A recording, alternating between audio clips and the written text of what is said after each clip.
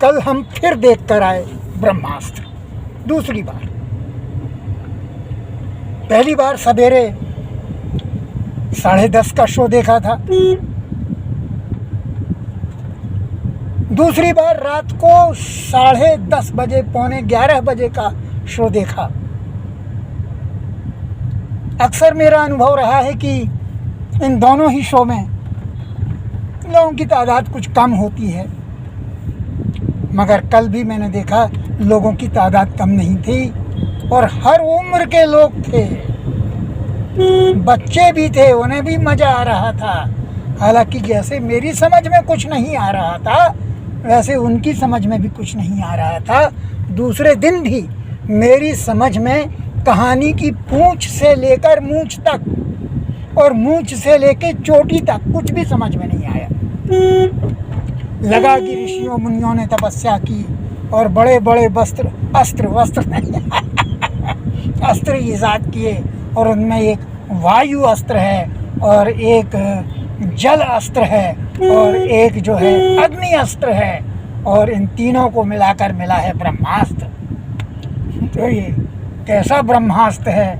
मुझे लगा बताएंगे कि एटम बम है, क्योंकि एक वैज्ञानिक भी हमारा आ गया था, शाहरुख खान, उसकी फिल्में भी नहीं चल रही हैं तो वो भी आ गया। अकेले नहीं भाई, हम भी जो है इन अस्त्रों के साथ हैं, क्योंकि इन अस्त्रों में केसरिया अस्त्र भी छिपा हुआ है, जिसको बड़े छुपा के इस्तेमाल किया गया है कि केसरिया केसरिया। मगर मैंने कल के ही वीडियो में आपको बताया था कि आलिया भट्ट बेहद बेइंतहा खूबसूरती के साथ इस फिल्म में दर्शकों के सामने पेश की गई, बेइंतहा खूबसूरत, इसमें कोई शक नहीं।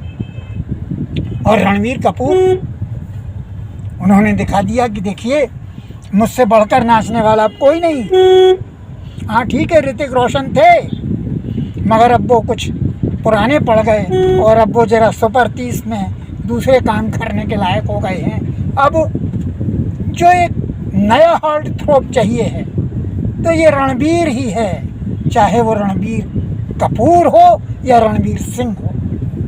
तो ये तो तय है कि ये सुपर फ्लॉप नहीं हो सकती। इसके खिलाफ कितना भी प्रोपेगेंडा चलाया गया हो, चाहे कितना ही आप बायकॉट कर दीजिए, इससे कुछ होने जाने वाला नहीं है और किसी फिल्म का कुछ नहीं बिगड़ता बायकॉट करने से, क्योंकि बायकॉट होने से दर्शक बढ़ते हैं, घटते नहीं हैं।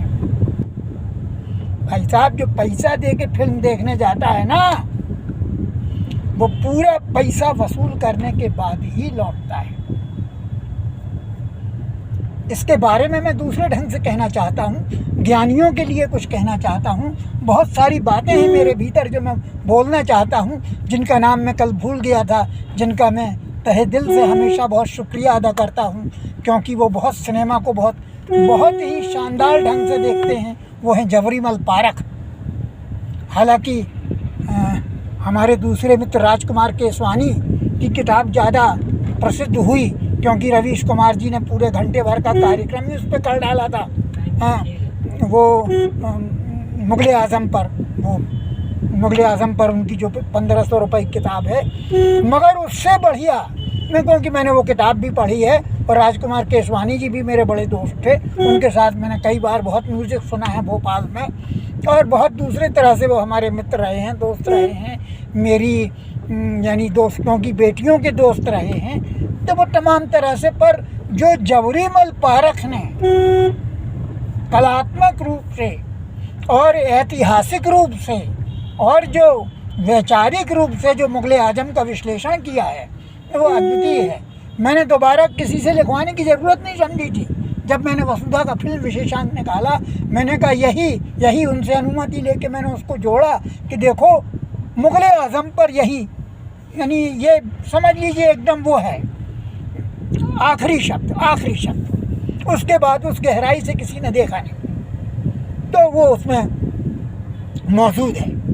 तो वो जो मुग़ल आज़म है, वो मुग़ल आज़म आज ये बनाना चाहते हैं अयान मुखर्जी, और उनमें पूरी क्षमता है। उनके पास उनका एक दोस्त है, जो दोस्त उनकी हर तरह से मदद करता है और कर सकता है, वो करेगा। तो अभी जिस तरह वो 3 पार्ट बनाना चाहते हैं, वैसे मैं तीसरे पार्ट में जो तीसरे 5 मिनट होंगे उसमें मैं बताऊंगा कि ये फिल्म हार कहाँ जाती है। ये तकनीकी रूप से बहुत समृद्ध फिल्म बनाई गई है और हमने बता दिया है, जैसे शुरू में जब फिल्म शुरू हुई थी तब बताया था कि हिंदुस्तान क्या नहीं कर सकता। आज फिर बता दिया है कि हिंदुस्तान क्या नहीं कर सकता।